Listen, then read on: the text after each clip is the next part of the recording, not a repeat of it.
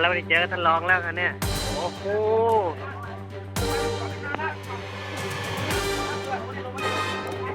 โอ้ท่านรองมันมี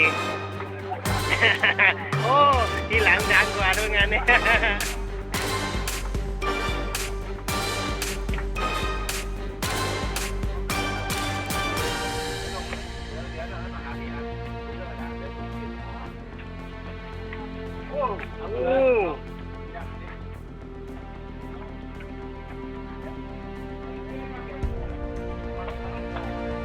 ลองลงมาขับที่ครับลอง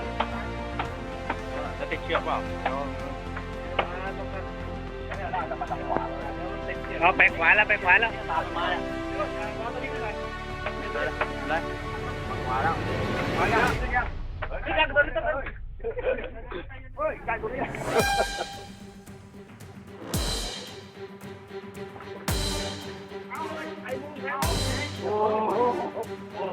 แล้วเว้ยแล้วเว้ยท่านรองกันแล้วเว้ยมาเยอะดิปล่อยไว้รองไว้นั่นแหละ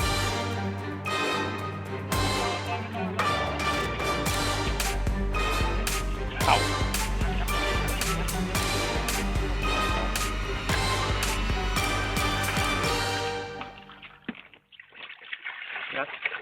โอ้โห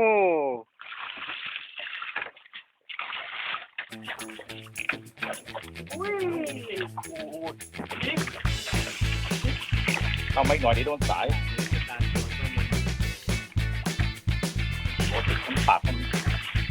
หัวเลยวน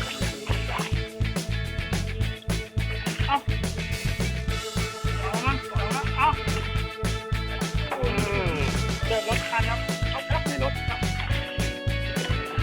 อ้าวโอ้โหไปถ่ายรูปเลยมาแล้ว